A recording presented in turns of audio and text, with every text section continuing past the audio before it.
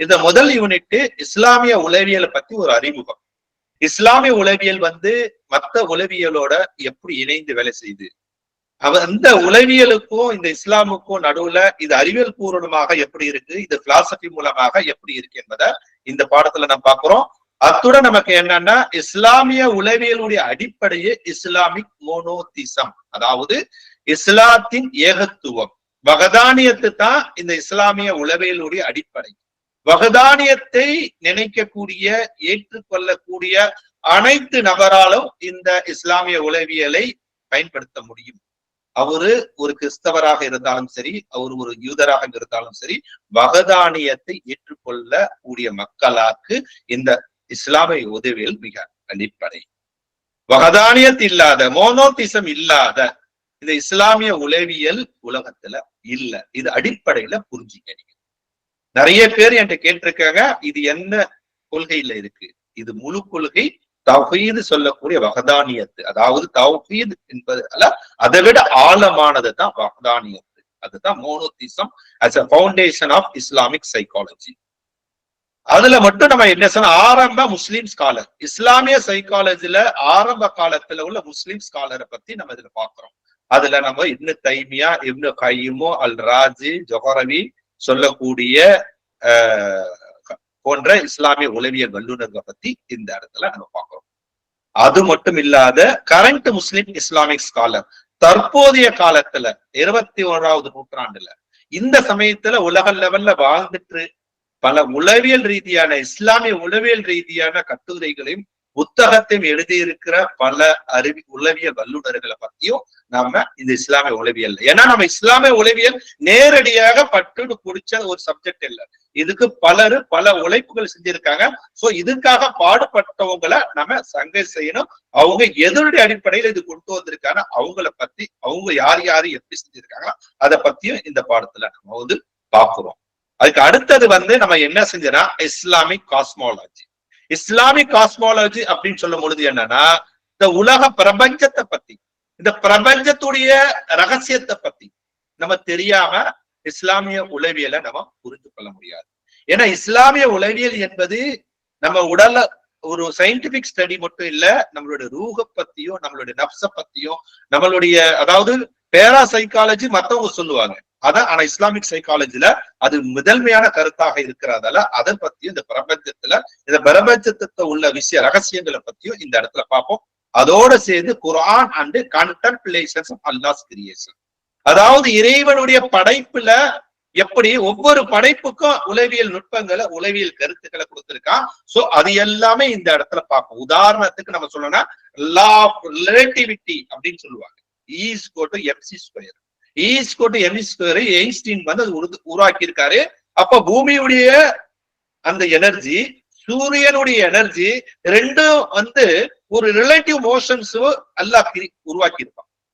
ஏன்னா உலகத்துல உள்ள இந்த சக்திகள் இயங்கக்கூடிய விதத்தை பார்க்கும் பொழுது அது எப்படி இயங்குது, நிறைய பேர் நினைச்சுக்கிறாங்க காரணங்கள் இந்த மனிதன் வாழக்கூடிய இந்த உலகத்துக்கு மட்டும் தான் பொருந்தும், மத்த உலகத்துக்கு பொருந்தாது அப்படின்னு நினைச்சிருக்காங்க. ஆனா அது மிகப்பெரிய தப்பு. காரண காரியங்கள் என்பது அல்லாஹ் படைத்த மலக்குமார்களுக்கும் பொருந்தும். காரண காரியங்கள் என்பது அல்லாஹ் படைத்த எல்லா படைப்பினங்களுக்கும் அது பொருந்தும் என்பதைத்தான் இஸ்லாமிக் காஸ்மாலஜி என்ற தலைப்பின் கீழே நம்ம படிக்கணும். ஏன்னா அதோடைய மைக்ரோ ஸ்ட்ரக்சர் தான் நம்மளுடைய மனசு. அதான் இந்த இடத்துல கடைசியில சொல்லியிருப்பேன், நான் மைக்ரோ காஸ்மோன்னு சொல்லியிருப்பேன், ஸ்ட்ரக்சர் ஆஃப் மைக்ரோ காஸ்ம் அப்படின்னு. அப்பதான் நூன் அண்ட கட்டமைப்பு. ஏன்னா இன்னைக்கு உலகத்துல யூனிவர்ஸ்ல என்ன இருக்கு அதுதான். ஏன்னா நிறைய பேர் சொல்லியிருப்பாங்க, நிறைய ஹதீஸ்கள்ல பல கருத்துக்கள்லாம் வந்திருக்கு. அதாவது நான் இந்த மனிதன் இதுக்கு பெறுவதற்கு முன்னால வேறு வடிவத்துல வேறு உலகத்துல இருந்துட்டு இருந்தான், அந்த உலகத்திலேயே அவன் இந்த உலகத்துக்கு வந்தா, அவனுடைய அந்த ஆத்மா ஒவ்வொரு ஆத்மாவும் மௌத்தை ருசித்து ஆக வேண்டும் அப்படின்னு சொன்னா, அந்த ஆத்மான்னு சொன்னா அது மனிதன் மட்டும் இல்ல, இறைவனுடைய அனைத்து படைப்பினங்களும், அது மலக்குமார்களா இருந்தாலும் சரி, அது வேற வானவர்களா இருந்தாலும் சரி, இல்ல உலகத்தை படைத்து உலகத்துல இருக்க எத்தனை அண்டங்கள் இருக்குல்ல, கோள்கள், நட்சத்திரங்கள் எது இருந்தாலும் எல்லாத்துக்கும் ஒரு நாள் மரணம் என்பது இருக்கு என்பதைத்தான் மரணத்தை சுவைத்தே தீர். ஒவ்வொரு மனிதன் மட்டும் சொல்லல, ஒவ்வொரு ஆத்மாவும், இந்த ஆத்மா என்ற ஒரு விஷயத்தை தான் மைக்ரோ காசம் அப்படின்னு சொல்லக்கூடியது. அப்ப நம்ம அண்டத்திலிருந்து இந்த பிண்டம் அப்படின்னு சித்தர்கள் சொல்லுவாங்க. சோ அண்டத்திலிருந்து நம்மளுடைய இந்த உடம்பு வரைய உள்ள விஷயத்தை தான் நம்ம இஸ்லாமிக் காஸ்மாலஜில நம்ம பார்க்க போறோம். இதுல நமக்கு நவீன உளவியல் வல்லுநர், நவீன சயின்ஸுடைய நவீன உளவியல் வல்லுநருடைய கருத்துக்களும் ஆய்வு செய்யறோம். அது இல்லாத இஸ்லாமிய உலகத்துல ஆய்வு செஞ்ச அறிஞருடைய கருத்துக்களும் இந்த இடத்துல கொடுக்கிறோம். இதுல பர்பெச்சுவல் செல்ஃப் டிஸ்க்ளோசர் ஆஃப் அல்லாஹ், அது understanding creator and creator universe நம்ம பார்க்கணும். அடுத்தது பிலாசபி அண்ட் இஸ்லாம். இஸ்லாம் தத்துவத்தோட எப்படி இருக்கு, அது பார்க்கிறோம். அதை விட மிகப்பெரிய பிலாசபி அல் ஹிக்மத் அல் இலாஹியா, அதாவது அல்லாஹ்வுடைய அந்த இலாஹியா இருக்கு பாருங்களேன், அதுதான் மிகப்பெரிய பிலாசபி. அதுக்கு தான் அந்த எழுதுகோள் கலாம். கலாம் இருக்குல்ல, அவுல் மஹ்ஃபூல்ல அவன் எழுதுனா பாரு அந்த கலாம், அதுதான் உலகத்துல மிகப்பெரிய பிலாசபி. அந்த பிலாசபி தான், அந்த பிலாசபிக்கு பின்னால்தான் மத்த பிலாசபில உண்மை இருக்கோ பொய் இருக்கோ அது நமக்கு தெரியாது. ஆனால் இந்த பிலாசபில 100% உண்மை. அது ஒவ்வொரு இஸ்லாமியர்களும் நம்பித்தான் ஆகணும். அதை எப்படி நம்புறது என்பது அறிவியல் பூர்வமாக இந்த இடத்துல நம்ம பார்க்கிறோம். அடுத்தது மெட்டாபிசிக்ஸ் இன் இஸ்லாமிக் சைக்காலஜி. இன்னைக்கு நான் ஜெனரல் சைக்காலஜி படிக்கும் பொழுது, சொல்லிக் கொடுக்கும் பொழுது, அந்த ESP சொல்லக்கூடிய எக்ஸ்ட்ரா சென்சரி பர்செப்ஷன் இருக்கா இல்லையான்னு கேட்கும் பொழுது அதுல இல்லை என்று நான் சொல்லுவேன். ஏன்னா உளவியல் வல்லுநராக, ஒரு சயின்டிஸ்டாக, அறிவியல் படித்தவனாக சொல்லும் பொழுது அது இல்லைன்னு தான் என்னால சொல்ல முடியும். ஆனா ஒரு இஸ்லாம் படித்த இஸ்லாமியர்களா நான் சொல்றேன், அது இருக்கு. அது இருக்கு என்பதை நம்ம எப்படி தெரிந்து கொள்வதுதான் அது மெட்டாபிசிக்ஸ் சொல்லுவாங்க. அது பிலாசபில இருக்கக்கூடிய ஒரு மிகப்பெரிய ஒரு கிளாஸ். அத இதுல போறோம். அதுக்கு அடுத்தது எக்ஸிஸ்டன்ட் அண்ட் கிடிட்டி அண்ட் ஆன்டாலஜி. அதாவது ஏற்கனவே நான் பேர் போடும் போது இஸ்லாமிக் ஆன்டாலஜிஸ்ட் போட்டிருக்கேன். ஆன்டாலஜினா இருப்பதின், அதாவது இருப்பதின் சுவாரஸ்யம் மட்டும் இருப்பவை பற்றி அறிவு. உலகத்துல என்ன இருக்கு, என்ன ஒரு விஷயத்தை நம்ம கண்ணால பாக்குறோமா, ஒரு விஷயத்தை நம்ம உணர்றோமா, அவையெல்லாம் இருக்கிறது. அந்த இருக்கிறத பத்தி இஸ்லாம் பிலாசபி என்ன சொல்லியிருக்கு என்பதை இந்த இடத்துல நம்ம பார்க்கலாம். அடுத்தது நம்ம எபிஸ்டமாலஜின்னு பார்க்கிறோம். அடுத்தது மிக முக்கியமான தலைப்பு கலிஃபத்துல்லா. மனிதன் இறைவனுடைய கலிஃபாவாக உலகத்துல வந்திருக்கான். அந்த கலிஃபாவாக வந்திருக்கக்கூடிய அந்த ஒரு விஷயத்துல உள்ள அகமியத்து தான் இன்னைக்கு அதாவது அவனுடைய உள்ளம், இன்னர் சயின்ஸ் தான் சைக்காலஜி சொல்லுவாங்க. Outdoor science science, inner science. அந்த கலிஃபத்துல்லா உடைய நுட்பம் என்ன, அது எதுக்காக இறைவன் அப்படி தேர்ந்தெடுத்தான் என்பதை நாம் ஒரு உளவியல் ரீதியாக அதை பல ஆய்வுகளுடைய அடிப்படையில உங்களுக்கு எடுத்து சொல்லப்படும். அதுல ஒண்ணு பீயிங் ஆஃப் கலிஃபா, பர்பஸ் ஆஃப் லைஃப், உலகம் வாழ்வதின் அர்த்தம் என்ன, உலகத்தை நாம் எதுக்காக வாழுறோம் அது என்பது அதெல்லாம் வரும். அடுத்தது கோல் ஆஃப் ப்ராப்பர்ஹுட், ரிசாலத் சொல்லக்கூடிய அந்த நபிமார்களை உலகத்துக்கு இறைவன் அனுப்பின அந்த அம்சத்துடைய நுட்பம், அதெல்லாம் இந்த இடத்துல கலிஃபத்துல்லா என்ற டாபிக்ல நம்ம பார்க்கிறோம். அடுத்தது psychology and science of soul and கல்ப். சோல் சொல்லக்கூடிய ஆத்மா, கல்பு சொல்லக்கூடிய அந்த நம்மளுடைய இருதயம், அதை பத்தி பார்க்கிறோம். அது evolution of science of soul and கல்ப், அதை பத்தி எப்படி அறிவியல் வருது. அப்புறம் நேச்சர் ஆஃப் சோல், ஆத்மாவின் இயல்பு என்ன, இஸ்லாமிக் அப்ரோச். அப்புறம் கல்பு, லெவல் ஆஃப் சோல், ஆத்மாவுடைய நிலை, ஹார்ட், அதே மாதிரி ஆத்மா, உள்ளம், பியூரிபிகேஷன் சோல் அண்ட் ஹார்ட். இது எல்லாம் நம்ம இந்த யூனிட்ல நம்ம பார்க்கிறோம். அடுத்தது கான்சியஸ்னஸ் என்ன, ஸ்லீப், அந்த தூக்கம், ட்ரீமிங், இதை பத்தி, கனவுனா என்ன, கனவுடைய டைப் என்ன, கனவுல உள்ள விஷயங்கள்லாம் அதெல்லாம் இந்த இடத்துல பார்க்கிறோம். அடுத்தது nature of human body and self, ego, அதுதான் நப்ஸ்ன்னு சொல்லுவாங்க. அந்த நப்ஸுடைய இஸ்லாமிக் ப்ராஸ்பெக்டிவ். அடுத்தது நம்மளுடைய பாடியுடைய கெமிக்கல், அது ஒவ்வொருத்தவங்களுடைய உடல் தரம், வாதம் பித்தம் கமன் சொல்றாங்கல்ல, அது அதோடைய அமைப்புல ஒருத்தவங்களுடைய தன்மைகள் எப்படி மாறுது. இவங்க இந்த டைப்ல இருக்காங்க, இவங்க இந்த டைப்ல இருக்காங்க, சூடு உடம்பு, குளிர்ச்சி உடம்பு, இப்படிப்பட்டவங்க இப்படி, அப்ப இந்த திக்கீர் ஓதுனா இப்படி ஆகும், இந்த திக்கீர் ஓதுனா இது ஆகும் அப்படின்னு நிறைய பேர் சொல்லுவாங்கல்ல. அதெல்லாம் இந்த இடத்துல அடுத்தது வந்து ஸ்டடி ஆஃப் நப்ஸ், அப்புறம் டிரான்ஸ்டன்ஸ் நேச்சர் ஆஃப் ஹியூமன் செல்ஃப், அப்புறம் இல்முல் நஸ், அப்புறம் லெவல் ஆஃப் நப்ஸ், இதெல்லாம் பார்த்து. அடுத்தது மிக முக்கியமானது நார்ச்சர் வெர்சஸ் நேச்சர். இதுல இஸ்லாம் சொல்லக்கூடிய கட்டமைப்பு இன்னைக்கு நிறைய பேர் பார்க்கிறோம். நம்மளுடைய நம்ம விதி, அதாவது நம்ம இயற்கையாக நடப்பதும் வளர்ப்புக்கும் உள்ளது என்ன, அதுமே ஃபித்ரா. ஒவ்வொரு மனிதரும் இயற்கையாகவே நல்லவராகத்தான் பிறக்கப்பட்டிருக்காங்க. ஜெனட்டிக்கா யாரும் கெட்டவங்க இல்லை, பிறவில் எந்தவித கெட்ட மனிதர்கள் இல்லை, எல்லாம் நல்லவர்களை தான் படைக்கப்பட்டிருக்காங்க. அதுதான் இஸ்லாமிக்ல ஃபித்ரான்னு சொல்லுவாங்க. இஸ்லாமிய உளவியல்ல அது அடிப்படையான ஒரு விஷயம். சோ அது வந்து நம்ம பாக்குறோம். அதோட ஒருத்தவங்களுடைய வளர்ப்புடைய விதத்துல அது எப்படி அந்த ஃபித்ரா மாற்றி அமைக்கிறது, அதெல்லாம் இந்த இடத்துல பார்க்கலாம். அடுத்தது இஸ்லாமிக் பிலீஃப் சிஸ்டம், அதாவது இஸ்லாத்துல உள்ள நம்பிக்கை என்ன, அகீதா, ஈமானு. அடுத்தது ஈமானுல் முஃபஸ்ஸல் சொல்லக்கூடிய 6 பில்லர் ஆஃப் 6 ஃபெய்த் இருக்குல்ல, அதை பத்தி பாக்குறோம். நன்மை, தீமை, பர்சூட் ஆஃப் கன்விக்ஷன், நம்பிக்கையை பின்தொடர்த்தல், நம்ம ஈமான உறுதிப்படுத்துதல், இதெல்லாம் அதுல வருது. அடுத்தது நம்ம அமல் செய்யறதுக்கு ஊக்கம் தரக்கூடிய மோட்டிவேஷன் சிஸ்டம். அதுல மோட்டிவேஷன் என்ன, எமோஷன்ஸ் என்ன, சைத்தானியத்து நப்சானியத்து என்ன. ஒருத்தவன் நல்ல அமல் செய்யறதும் செய்யாது இருக்கிறதுக்கு காரணம் அவனுடைய சைத்தானியத்து, அவனுடைய நப்சானியத்து. அப்புறம் ஸ்பிரிச்சுவல் மோட்டிவ்னா என்ன, இக்லாஸ், மன தூய்மை என்ன, இதெல்லாம் இந்த இடத்துல பார்க்கிறோம். தக்வா, பிலீவ்ஸ் ஆஃப் இயர் ஆஃப்டர், இதெல்லாம் பார்க்கிறோம். அடுத்தது அறிவு ரீதியான விஷயம், காக்னிட்டிவ் ப்ராசஸ். இதுல நம்ம பார்க்கறது intelligence, wisdom, learnings and modelling, Islamic heritage, conflict of fitness in Islam, இதெல்லாம் பார்க்கிறோம். அடுத்து இஸ்லாமிக் மாரல் சைக்காலஜி, இதுல வந்து மாரல் இம்பேலன்ஸ் இருக்குல்ல, இது நம்ம பார்க்கிறோம். அடுத்தது இல்முல் அஹ்லாக்கு, அப்ப emotional disturbance, code of manner and morality, benefit of worship for humans, Islamic personality development. அப்ப மனிதனுடைய வளர்ச்சியுடைய இஸ்லாமுடைய அடிப்படையில் எப்படி இருக்கு, Islamic personality model and approaches, Islamic personality model, personality of believers, இறை விசுவாசிகள், ஈமான்தார்களுடைய பர்சனாலிட்டி ஆளுமை எப்படி இருக்கும், அதாவது பர்சனாலிட்டி ஆஃப் ஹைப்போக்ரியட்ஸ், நயவஞ்சர்கள்லாம் எப்படி இருப்பாங்க, நயவஞ்சருடைய பர்சனாலிட்டி எப்படி இருக்கும், அதெல்லாம் இந்த இடத்துல பாக்குறோம். அப்புறம் Islamic concept of human perfection, பரிபூர்ணத்துவம் எதுல இருக்கு, இஸ்லாமியுடைய அடிப்படை என்ன அது. அடுத்தது prophet Muhammad, a man of mystery, அதாவது அபூர்வ மனிதர்ல முகமது நபி, அதாவது சிறந்த பர்சனாலிட்டி, அது பார்த் ஆஃப் முகமது நபி ஸல்லல்லாஹு அலைஹி வஸல்லம் பார்த்து, இது எல்லாம் வந்து இந்த பர்சனாலிட்டி டெவலப்மெண்ட்ல இந்த பாடத்துல பாக்குறோம். So family psychology, Islamic family சைக்காலஜில இஸ்லாமிக் ஃபேமிலி சைக்காலஜி ப்ராஸ்பெக்ட் பார்க்கிறோம். ரைசிங் ஆஃப் சில்ட்ரன்ஸ், குழந்தை வளர்ப்பு, Quranic model for harmony family relations, குடும்பத்துல அந்த நல் உணர்வுகளை உண்டாக்குறதுல குரானிக் மாடல்ஸ் என்ன சொல்லுது.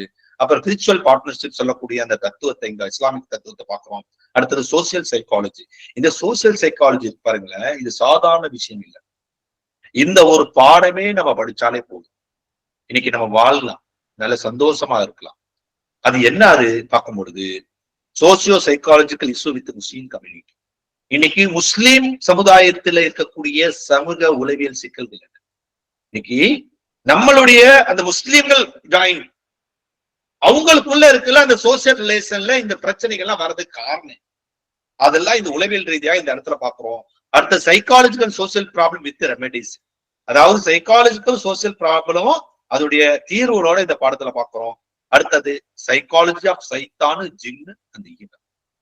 ஏன்னா இன்னைக்கு நம்மளுடைய நல்ல அமல்கள் செய்யறதுக்கு தடையா இருக்குது சைத்தானு, ஜின்னு, மனிதன். உங்கள் மத்தியில குழப்பத்தை முன்வதுக்கு மனிதர்கள் இருக்கிறாங்க, சைத்தான்ல இருக்காங்க. ஜின்னத்தி வன்னாஸ், ஜின்லயும் இருக்கிறாங்களா, இதுலயும் இருக்கிறாங்க. சோ அது அவங்கள பத்தி நம்ம தெரிஞ்சுக்கிட்டா அவன் எப்படி நம்மள வந்து நம்மளுடைய சமூக உறவுகளை சிதைக்கிறான், சமூகத்து மத்தியில பிளவுகள் எப்படி கொடுக்குறான், அது எப்படி நடந்து கொள்ளுறா, அது எல்லாம் நம்ம அப்ப வந்து உளவியல் ரீதியாக தெரிஞ்சுக்கொண்டா இன்னைக்கு மிகப்பெரிய லாபம் நமக்கு கிடைக்கும்.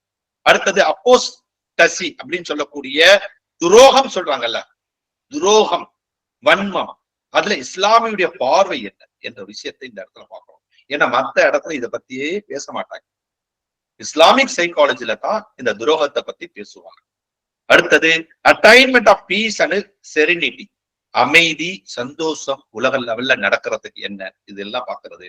அடுத்தது understanding of psycho culture heritage, உளவியல் கலாச்சார பாரம்பரியத்தை புரிந்து கொள்ளுதல். இதெல்லாம் இஸ்லாமிக் சோசியாலஜி பாடத்துல நம்ம பாக்குறோம். இது அடுத்தது இஸ்லாமிக் சைக்கோ பத்தாலஜி, அதாவது இஸ்லாம் சொல்லக்கூடிய மனநோய், இஸ்லாம் சொல்லக்கூடிய மன ஆரோக்கியம், ஆன்மீக ஆரோக்கியம், அதெல்லாம் பாக்குறோம்.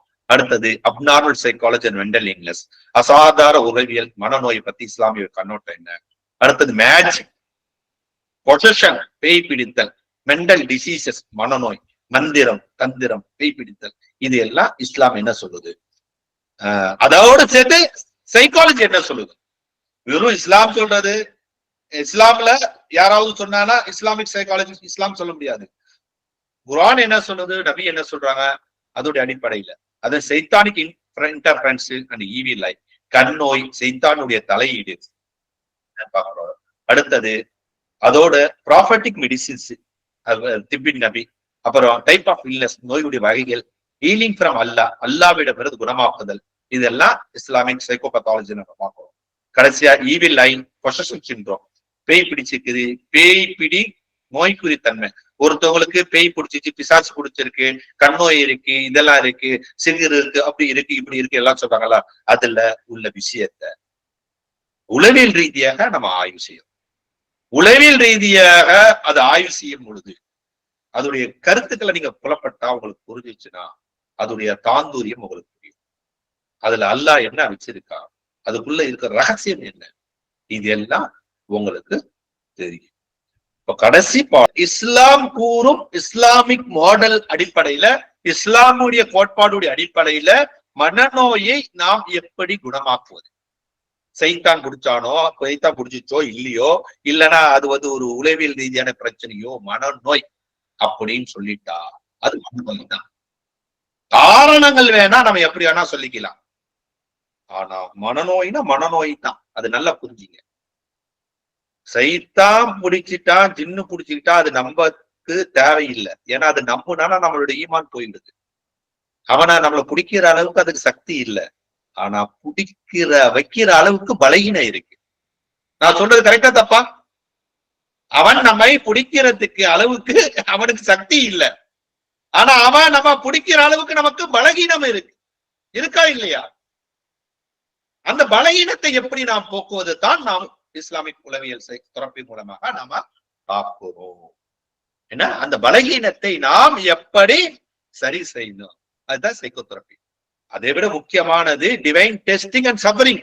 அல்லாஹ் ஏன் என்ன கஷ்டத்துல ஆளாக்குனா, ஏன் என்னை எப்படி சோதிக்கிறான், எல்லாமே நல்லா இருக்கிறாங்களே, அப்படி இருக்கிறாங்களே அப்படின்னு ஒற்றை வார்த்தைகள் மூலமாக அவனுடைய இறை நம்பிக்கையை எல்லாத்தையும் பாழாக்குறாங்கல்ல, அது மிகப்பெரிய மனநோய். கரெக்டா தப்பா? அது மிகப்பெரிய மனநோய். அந்த மனநோய் தான் டிவைன் டெஸ்டிங் சொல்றது. அல்லாஹ் என்னை சோதிக்கிறான் அப்படி நினைச்சு பாருங்க, அதோடைய தூய்மை உங்களுக்கு புரியும். என்னை யார் சோதிக்கிறா? என்னுடைய ரப் என்னை சோதிக்கிறான். எப்படி இப்ராஹிம் அலைஹிஸ்ஸலாமுக்கு அல்லாஹ் சோதிச்சா நம்ம பெருமைப்பட்டாங்க, என்னோட ரப். இருந்தாலும் உன்னுடைய சோதனை தாங்கக்கூடிய சக்தி என்கிட்ட இல்லைன்னு ஒருத்தர் சொல்லணும். அதுதான் வகதானியத்து. அதுதான் வகதானியத்து.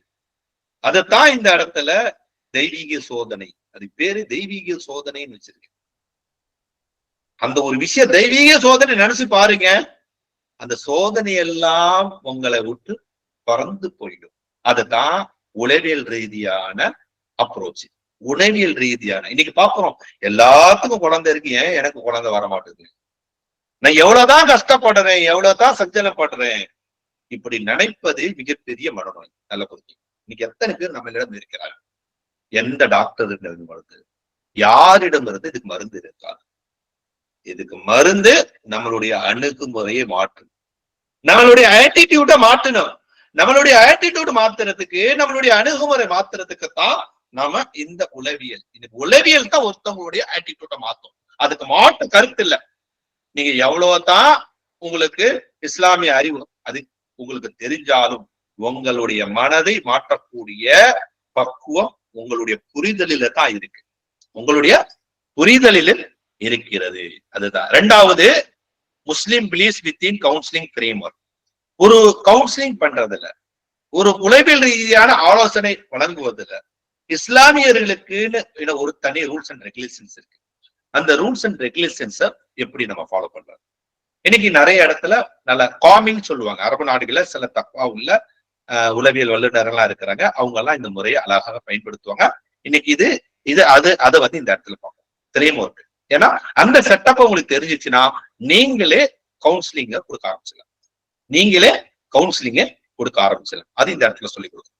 அடுத்தது traditional mental health coping and health seeking. காலகாலமாக மனநலத்துக்கு உதவியாக ஊடுதலாக நம்மளுடைய சிஸ்டம் வந்து இருக்கு.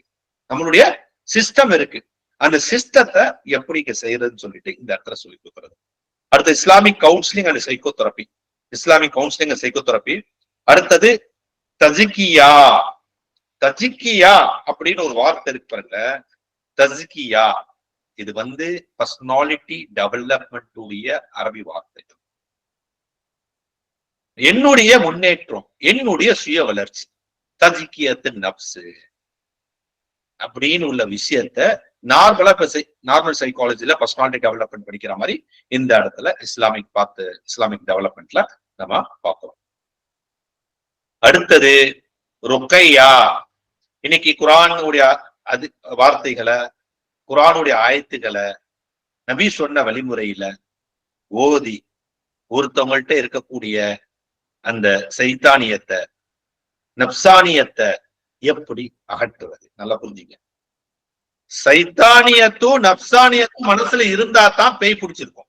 நான் சொன்னேன்ல, பேய் யாரும் பிடிக்காது, பிசாசு யாரும் பிடிக்காது, ஜின்னு யாரும் பிடிக்காது. ஆனா பிடிக்கிற மாதிரி அவனுடைய நப்சியும் அவனுடைய அவன் மனசையும் அவன் ஆக்கிக்கிறான். அத ஓத்துகிறதுக்கு, அதை செய்யறதுக்கு சில ருக்கியாக்கள் இருக்கு. அந்த ருக்கியாக்கள் வந்து நம்ம இந்த இடத்துல அந்த அப்ரோச்சஸ இப்னு தைமியா, இப்னு கைம், இப்னு கஸாலி அவங்களுடைய கருத்துக்கள்ல எடுத்து சில விஷயங்களை இந்த இடத்துல சொல்லிக் கொடுப்பாங்க. அடுத்தது வந்து traditional Islamically integrated psycho therapy. இதை நம்மளுடைய இஸ்லாமிய அடிப்படையில சைக்கோ தெரப்பின்னு சொல்றது பாக்குறோம். அடுத்து ஸ்பிரிச்சுவாலிட்டி அண்ட் இஸ்லாமிக் கவுன்சிலிங். ஆன்மீகம், நான் வந்து இறைநேசர ஆகணும், நான் தக்வாதாரி ஆகணும், அல்லாவுடைய வழியா ஆகணும், நான் வந்து உயர்ந்த ஜன்னத்துல் ஃபிர்தௌஸ் இடத்தை அடையணும், அப்படி ஆசைப்படுறதுக்கு உள்ள பயிற்சிகளும் இது இருக்கு. அப்படியே உங்க பிள்ளைகள், உங்களோட நடைமாறுகள், உங்க குடும்பத்துல இருக்கிறவங்க அவங்களெல்லாம் எப்படி ஆக்கணும் அப்படின்னு உள்ள முறைகளை இந்த இடத்துல சொல்லிக் கொடுப்போம். அடுத்து அண்டர்ஸ்டாண்டிங் ஆஃப் முஸ்லீம் கிளைண்ட். இது முன்னால வரணும், ஒரு முஸ்லீம் கிளைண்ட் பத்தி நம்ம புரிஞ்சுக்கணும். அடுத்தது வந்து Islamic ethics related counselling. Counselling செய்யறதுல உள்ள இஸ்லாமிக் எத்திக்ஸ் இது எல்லாம் நம்ம வந்து பார்த்துக்கிறோம். சோ இது எல்லாம் நாம இந்த இஸ்லாமிக் சைக்காலஜி என்ற இந்த பாடத்துல நாம தொடர்ந்து வாரத்து 2 நாள் நம்ம பார்க்க போறோம். மேக்சிமம் உள்ள கருத்துக்கள்லாம் இதுல கொடுத்திருக்கேன். இந்த கருத்துக்கள் உங்களுக்கு எப்படி இதுல உள்ள கருத்துக்கள் பார்க்கும் போது ஒரு எல்லாத்துக்கும் ஒரு புதிய கருத்துக்கள், கேட்ட கருத்துக்களுக்கும் தெரிஞ்ச கருத்துக்கள் இருக்கும், தெரிஞ்ச தலைப்பாக இருக்கும். இருந்தாலும் இத நம்ம ஒரு பயான் பேசுற மாதிரி நடத்த போறது இல்ல, ஒரு தப்சீர் கொடுக்கிற மாதிரி நடத்த போறது இல்ல. நம்மளுடைய ஓன் ஸ்டைலான உளவியல் முறையில தான் நடத்த போறோம். இப்ப புரிஞ்சுங்களா? அறிவியல் முறையில தான் இத நடத்த போறோம். இத வந்து ஏன்னா இத வந்து விளக்கம் கொடுக்கறதுக்கோ, இதுக்கு ஆதாரங்களை கொண்டு இத பத்தி பேசுறதோ அதுக்கு நிறைய பேர் இருக்காங்க. ஆய்வு கொண்டும் அறிவியலை கொண்டும், ஏன்னா கருத்துக்கள் சொல்லப்பட்ட கருத்துக்கள் 100க்கு 100 உண்மை. அந்த கருத்துக்களை இன்னும் ஆழப்படுத்துறது, அந்த கருத்துக்கள் நான் நிறைய பேர்ட்ட சொல்லுவேன். நான் ஒரு ட்ரையாங்கிள் போட்டு கொடுப்பேன். Thought, emotions, behaviours. ஒரு விஷயத்தை நாம் மாற வேண்டும் என்றால் ஒன்று நம்ம சிந்தனை மாறணும், இல்லைன்னா நம்மளுடைய உணர்ச்சி மாறணும். உதாரணமாக ஒரு விஷயத்துடைய பிடிப்பு வரணும்னா அதை ருசிக்கணும், இல்லைன்னா அதை புரிஞ்சிக்கணும். இது ரெண்டும் நடக்காத வரை ஒண்ணுமே நடக்காது. நான் சொல்றது கரெக்டா தப்பா? நீங்க நன்றாக ஒரு இஸ்லாமிய அமல் செய்யணும்னா ஒரு பொய் சொல்லக்கூடாது, உண்மை தான் நான் பேசணும் அப்படின்னு வச்சீங்க. அந்த உண்மை தான் நீங்க பேசணும் அப்படின்னு சொல்லும் பொழுது உண்மை பேசுறதுல வரக்கூடிய லாபங்களை நீங்கள் ருசித்தாலோ இல்ல உண்மை பேசுவதால் உள்ள நன்மைகள் நீங்கள் புரிந்து கொண்டாலும் ஒழிய நீங்க உண்மை பேச மாட்டாங்க. நான் சொல்றேன் கரெக்டா? அதே மாதிரி ஒரு வியாபாரம், ஒரு வட்டி வாங்காது இருக்கிறது. வட்டி வாங்காமல் என்னுடைய வாழ்க்கையை ஓட்டுவதால் எனக்கு லாபம் என்பதை நாம் உணராத வரை, நாம் புரியாத வரை வட்டி வாங்குறதை நம்ம தப்பிக்க மாட்டோம். தலை கீழே நின்றாலும் வட்டி பக்கம் ஓடும். அதே மாதிரி ஒரு அந்நிய பெண்ணை பார்க்கிறோம். அந்த அந்நிய பெண்ணை நான் பார்ப்பதை ரசிப்பதால, அந்த அந்நிய பெண்ணோட நான் பேசுவதை தவிர்ப்பதால் என் மனசுல ஒரு இன்பம் வருது. அந்த இன்பத்தை ருசிக்காத வரை அந்நிய பெண்ணை விட்டு என்னுடைய பார்வை, என்னுடைய மனதை நான் தூரமாக்குறேன். அப்படி தூரமாக்குனா வல்ல இறைவன் எனக்கு இந்த நன்மை தருவான் என்பதை நான் புரியாத வரை அந்த செயல் நிப்பாட்ட முடியாது. இடையில சைத்தான் அதுதான் இருப்பாங்க, அவங்க எல்லாம் பயங்கரமான ஆளு. இருந்தாலும் அத தப்பிக்கும் பொழுது ருசி ஊட்டக்கூடிய ஈமானை உங்களுக்கு தரேன் நல்லா சொல்லியிருக்காங்க, நபி சொல்லிருக்காங்கல்ல. அத உணருங்க. அதான் எமோஷனலா இல்லைன்னா ஒரு தாட்டா, அந்த எமோஷனலாகவோ அந்த அறிவுபூர்வமாகவோ ஒவ்வொரு விஷயத்தையும் அணுகிறது தான் உளவியல். நம்மளுடைய நடத்தை சீராக்க நம்மளுடைய உணர்ச்சியையும் நம்மளுடைய அறிவியும், இது உளவியல் ரீதியா சொல்லுவோம். இதை சிம்பிளா இஸ்லாமிக் கான்செப்ட்ல சொன்னா நம்மளுடைய அக்கல், நம்மளுடைய நப்ஸ் ரெண்டையும் நம்ம மேனேஜ் பண்ண தெரிஞ்சிச்சுன்னா நம்மளுடைய சுலூக் சொல்லக்கூடிய நம்மளுடைய பிஹேவியர் பர்ஃபெக்டா இருக்கும். இன்ஷா அல்லாஹ் வல்ல இறைவனுக்கு நன்றி செலுத்தியவாறு இந்த செஷனை முடிச்சிடும். மேலும் அடுத்த கிளாஸ் ஈவினிங் செஷன் தான் ஜாயின் பண்ண போறோம். அதுக்குள்ள 1 or 2 daysல நிறைய பேரு நான் வேணா அந்த ப்ரோக்ராம்ல வந்து கொஸ்டினரியில வந்து மார்னிங் செஷனுக்கு ஒரு ஆப்ஷன் கொடுக்குறேன். அதுல மார்னிங் செஷனுக்கு நியூ ரெஜிஸ்ட்ரேஷன் வந்துச்சுன்னா நம்ம வந்து கண்டிப்பா செவ்வாய்க்கிழமை மார்னிங் செஷனை ஆரம்பிச்சிருவோம். நல்லா புரிஞ்சுங்க, மார்னிங் செஷன் எப்ப ஆரம்பிச்சாலும் மார்னிங் செஷன்ல என்ன நடத்துறனோ அதுதான் ஆஃப்டர்நூன் செஷன்ல நடத்துவேன். சோ ஒரே நாள்ல தான் நடத்துவேன். அப்போ டவுட் கேட்கறதுக்கு மற்றதெல்லாம் புரிஞ்சுக்கிறதுக்கு உங்களுக்கு வசதியா இருக்கும். சோ உங்களுடைய வசதிக்காக இந்த ஒரு ஆப்பர்ச்சுனிட்டி கிரியேட் பண்றேன். பட் தோஸ் வில்லிங் நியூவா வரவங்க வில்லிங் இருக்கும் போது அந்த வாய்ப்புகள் கொடுக்கலாம். Any doubt? வேற டவுட் ஏதாவது இருக்கா? Okay, thank you once again. உங்கள் அனைவருக்கும் வல்ல இறைவனுடைய நல்ல அருள் வழங்கட்டும் என்று துவா செய்து இந்த செஷனை முடிச்சுங்க. Thank you very much.